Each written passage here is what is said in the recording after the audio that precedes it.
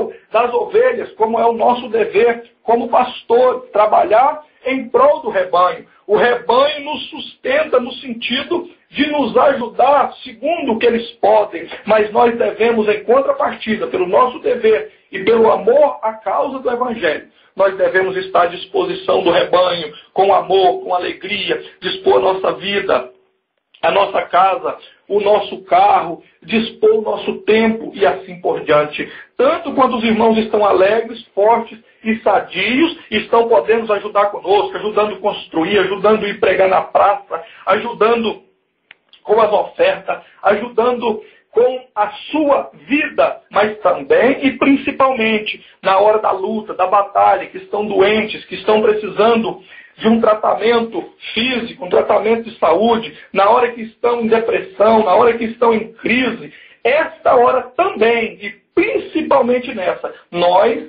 como pastores, nós devemos estar à disposição do rebanho de Cristo, que não é nosso. Muitos enganadores estão tomando posse do rebanho e dizendo: o rebanho é meu, a igreja é minha. É mentira, é engano. Eu quero, na autoridade do nome de Cristo, nosso único Salvador, pelo poder da palavra, eu quero nesta hora desmentir este engano. O rebanho não é meu, não é de nenhum outro pastor ou bispo, apóstolo e tio que tem inventado para aparecer. O rebanho é do nosso Salvador, é do noivo, é do que fez o sacrifício no Calvário e ressuscitou no terceiro dia. Só ele pode dizer: o rebanho é meu, a igreja é minha. Nós somos trabalhadores da causa do Evangelho, servos. O título de pregador, de pastor, obreiro, missionária, entre outros, é apenas um sentido de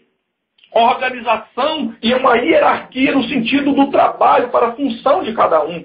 Isso não nos faz superior e nem melhor do que ninguém. Nós temos que nos unir. Então, nesse sentido, nós devemos estar com isso muito claro na nossa mente.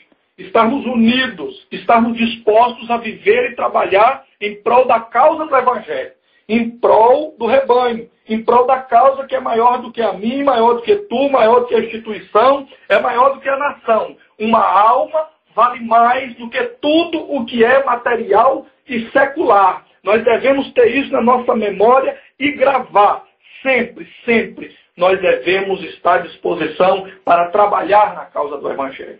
Mas então, meus irmãos, queridos e preciosos de Cristo, observe bem, nós precisamos fazer a nossa parte, estarmos atentos, para sabermos quem são os pastores verdadeiros que estão trabalhando em prol da causa do Evangelho por amor, porque têm convicção e libertação na sua vida. E quem são os cães gulosos que o profeta Isaías escreveu acerca deles? Ou quem são os enganadores que o nosso Senhor e o único Salvador nos preveniu? Como está em João 10. Tem ladrão, tem pastor e tem mercenário. Nós precisamos saber distinguir um e outro. Nós temos que ter isso claro na nossa mente. E como é que eu vou distinguir e separar, pastor Lindomar? Entenda bem, conhecimento. O conhecimento da palavra do Evangelho, o conhecimento da Escritura Sagrada, nos dará uma clareza se estas pessoas, tanto a mim que vos falo nesta hora, e todos os outros, estão andando conforme a palavra do Evangelho ou não. Como posso ter certeza absoluta? Pelos frutos. Mateus 7, versículo 20, entre outras passagens. Pelos frutos os conhecereis.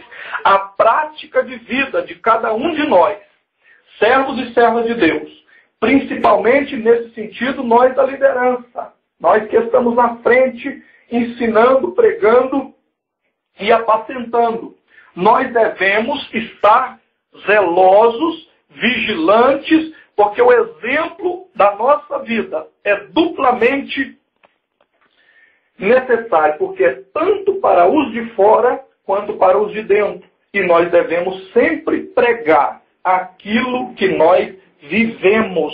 Jamais pregar algo somente para os outros. Se os irmãos observarem, Existem alguns temas que os irmãos não me viu pregar. Por quê? Porque eu não posso pregar sobre um tema que eu não vivo. Por exemplo, amor incondicional. Eu não posso pregar esse tema porque eu não alcancei essa graça ainda. Eu preciso ser sincero e confessar aos irmãos, porque aquele Todo-Poderoso, nosso Redentor, conhece o meu coração, conhece a minha vida e a sua. Eu não posso pregar porque amar os próprios inimigos é algo que eu não alcancei ainda. Não alcancei. Então eu não posso pregar amor incondicional. E eu vejo algumas pessoas, companheiros meus, pastores, sem título de pastor. E é importante lembrar que segundo a Escritura Sagrada, segundo o Evangelho, segundo a palavra do Novo Testamento, onde começa a igreja primitiva, no Atos dos Apóstolos, citado em Mateus 16, depois em Atos dos Apóstolos, depois em todas as cartas do apóstolo Paulo, nós vamos perceber o tratamento da igreja no sentido de congregação, no sentido de reunião, no sentido de juntar-se para adorar a Deus e fazer o trabalho, ajudar-se uns aos outros, adorar a Deus juntos. Nós vamos perceber claramente uma grande diferença, clara, da maneira que pregavam e da maneira que viviam. Mas observe bem, em nossos dias, há pessoas com título de pastor, mas não é pastor. Porque segundo a Escritura Sagrada, segundo a palavra, que não nos deixa enganado e que vale acima do meu e do seu achômetro, que nós devemos seguir adequado, diz que pastor não é quem tem título, pastor é quem tem rebanho. Porque para ser pastor precisa ter um rebanho no sentido de trabalhar para um rebanho. O rebanho é de Cristo, como já disse. Mas para se dizer pastor, precisa estar trabalhando para um rebanho, precisa estar apacentando.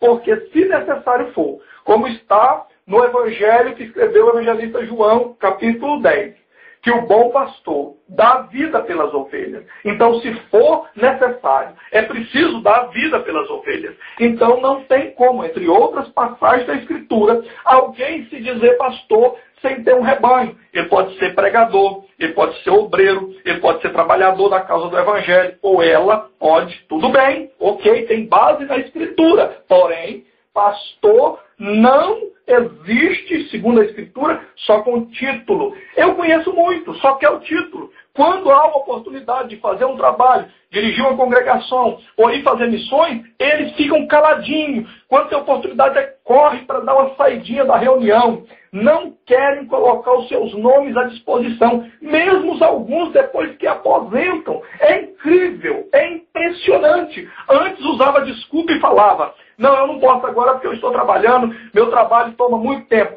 Ok, muito bem, respeito, está correto, porque quem está à disposição da obra, da causa do rebanho, não pode envolver com coisa dessa vida. Está correto, está sincero esse argumento. Ok, aposentou, está cheio de força e saúde, Deus tem dado força e saúde, força de vida, e mesmo assim, esses hipócritas, fariseus, que só querem a posição e o título, não se dispõem a fazer a causa. Eu não vejo eles fazer missões, eu não vejo eles pregando na praça, eu não vejo eles gravando CDs e distribuindo, eu não vejo eles panfletando, eu não vejo eles contribuindo na prática, em ação, indo para fazer a obra do ID. Não vejo. Então, já fique sabendo, meu irmão e minha irmã, porque muitos não sabem disso e poucos companheiros, pregadores e pastores, têm a sinceridade e a honestidade de dizer claramente essa verdade e desmentir essa mentira de dizer que quem tem título de pastor é pastor. Título de pastor é possível conseguir comprando em nossos dias. É possível tu conseguir com apadrinhamento político-religioso. Agora, ser pastor verdadeiramente é impossível tu comprar ou conseguir com aliança política ou com bajulação. Não tem possibilidade, porque é algo ligado a Deus, é vertical, não é horizontal. E isso conhece-se na prática. Uma pessoa, servo de Deus, verdadeira e verdadeira, um pastor, uma missionária, um obreiro, alguém sincero na obra, ela também não fica de braços cruzados. Sempre faz algo, está em ação, tem disposição para agir e fazer a sua parte. Então, muito bem, estamos partindo para a conclusão desse momento com a palavra do Evangelho e vamos terminar esse momento dizendo o seguinte: meus irmãos, não vamos desistir, não vamos baixar